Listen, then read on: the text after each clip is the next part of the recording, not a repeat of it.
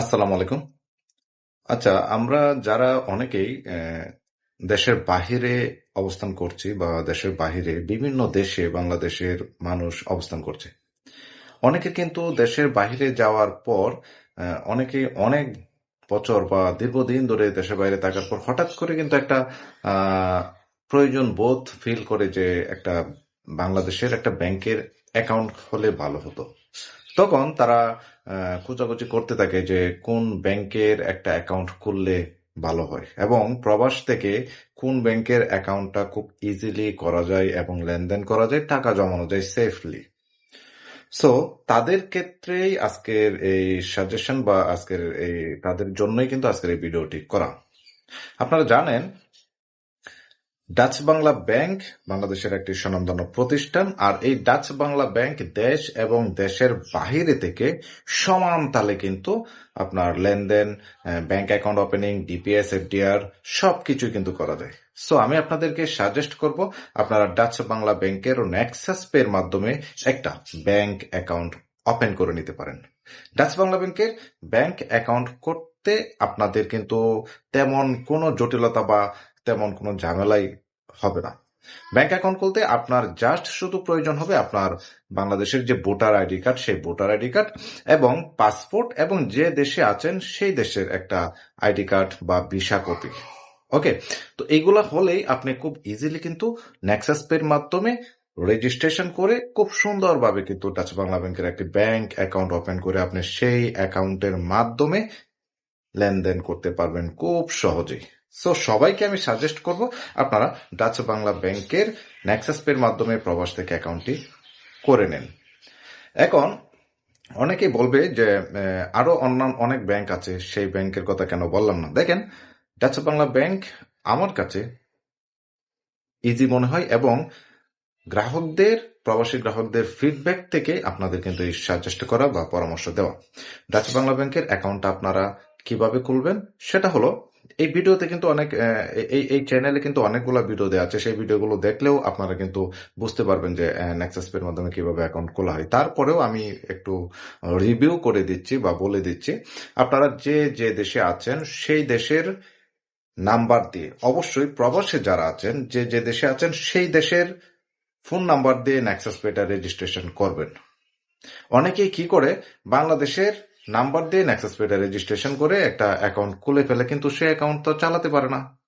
তো প্রবাসীদের জন্য কিন্তু এটা খুবই গুরুত্বপূর্ণ মেসেজ। আপনারা যে যে দেশে আছেন ওই দেশের নাম্বার দিয়ে কিন্তু নেক্সাস পেটা রেজিস্ট্রেশন করবেন। কারণ প্রবাস থেকে অ্যাকাউন্ট করলে প্রবাসী নাম্বার দিয়ে যদি আপনারা অ্যাকাউন্টটা খুললে আপনাদের কিন্তু অ্যাকাউন্টটা খুব ইজিলি হয়ে যাবে। তারপরে আপনারা সে অ্যাকাউন্টে ডিপোজিট করে লেনদেন করতে পারবেন, ঠিক আছে।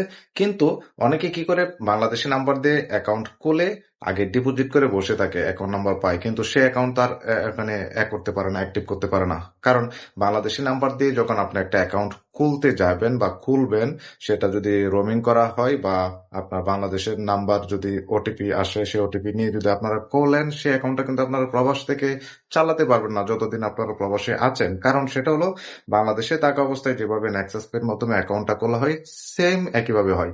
বাংলাদেশে থাকা অবস্থায় যখন আপনারা নেক্সাস পের মাধ্যমে অ্যাকাউন্ট খোলেন, তখন কি করতে হয়, আপনাদের সেই অ্যাকাউন্টটা যখন আপনারা পেয়ে যান, তখন নির্ধারিত শাখা থেকে আপনাদের এটিএম কার্ড সংগ্রহ করতে হয়। এটিএম কার্ড সংগ্রহ করে সেই কার্ডটা ওখানে ম্যানুয়ালি অ্যাক্টিভ করে নিতে হয়।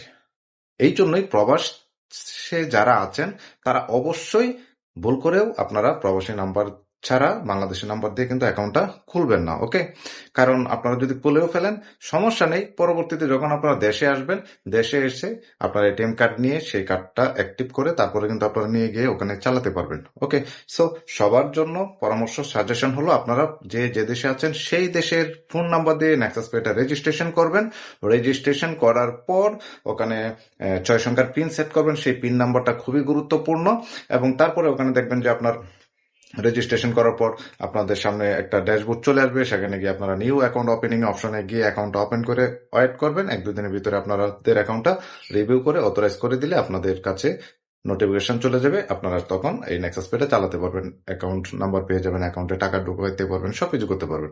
যখন দেশে চলে আসবেন, পার্মানেন্টলি যখন দেশে চলে আসবেন, আপনারা বাংলাদেশের নাম্বার ওখানে ওটিপি চ্যানেল অপশনে গিয়ে বাংলাদেশের নাম্বার অ্যাড করে নেবেন, তখন বাংলাদেশের নাম্বারে আপনারা SMS বা ওটিপি গুলা পাবেন। ওকে, তো প্রবাসী যারা আছেন অবশ্যই প্রবাসী নাম্বার দিয়ে নেক্সাস পে রেজিস্ট্রেশন করে আপনারা অ্যাকাউন্ট খুলবেন। ভুলেও আপনারা প্রবাসে থাকা অবস্থায় বাংলাদেশের নাম্বার দিয়ে অ্যাকাউন্টটা খুলবেন না, রেজিস্ট্রেশন করবেন না, এবং অ্যাকাউন্ট করলে সে অ্যাকাউন্ট আপনারা প্রবাস থেকে চালাতে পারবেন না। কিন্তু অ্যাকাউন্ট হয়ে যাবে, সে অ্যাকাউন্টে আপনারা টাকা জমাও করতে পারবেন, সবকিছু করতে পারবেন, কিন্তু ওই লেনদেনটা করতে পারবেন না। ওকে, আশা করি এই বিষয়টা বুঝতে পেরেছেন। আরেকটা জিনিস হলো, অনেকেই কি করে ভুল করে প্রথমে বাংলাদেশের নাম্বার দিয়ে অ্যাকাউন্ট খুলে বসে থাকে, পরে আমাকে পার্সোনালি ফোন দেয় বা হেল্পলাইনে কল দিয়ে যোগাযোগ করে, কিন্তু ততক্ষণে আপনাদের কিন্তু আর ওই সমস্যার সমাধান হবে না। যেটা বললাম পূর্বেই, সেইগুলো মেনটেন করে কিন্তু আপনাকে সেই প্রসেসটা করে অ্যাকাউন্ট অ্যাক্টিভ করতে হবে। আবার অনেকে আবার কি করে, ওইটা করে ফেলছে, এখন আমি নতুন করে আরেকটা খুলতে চাই, কিন্তু না, একটা ভোটার আইডি দিয়ে একের অধিক নেক্সাস পে রেজিস্ট্রেশন করা যায় না। আপনি যদি একবার রেজিস্ট্রেশন করে ফেলেন ভোটার আইডি দিয়ে, তখন পুনরায় সংশোধনের জন্য আপনি আবার পুনরায় প্রবাসী নাম্বার দিয়ে ট্রাই করলে কিন্তু হবে না, অলরেডি এক্সিস্ট এরকম মেসেজ আসবে। ওকে, মনে রাখবেন দুইটা মেসেজ, একটা হলো একটা ভোটার আইডি দিয়ে একের অধিক নেক্সাস পে রেজিস্ট্রেশন করা যায় না, একটা নাম্বার দিয়েও একের অধিক নেক্সাস পে রেজিস্ট্রেশন করা যায় না, এবং প্রবাসে থাকা অবস্থায় প্রবাসী নাম্বার দিয়ে নেক্সাস পে অ্যাকাউন্ট রেজিস্ট্রেশন করে অ্যাকাউন্ট খুলে সে অ্যাকাউন্ট আপনারা পরিচালনা করতে পারবেন ওই দেশে বসেই, সমস্ত লেনদেন, ডিপিএসও খুলতে পারবেন, এফডিআরও করতে পারবেন। ঠিক আছে, তো এই মেসেজগুলো আসলে আপনারা জেনে অবশ্যই অ্যাকাউন্টটা খুলবেন, তাহলে কোনো সমস্যা হবে না আশা করি। সো সবাই ভালো থাকবেন, যে যে দেশে আছেন সুস্থ থাকবেন, ভালো থাকবেন, আল্লাহ হাফিজ।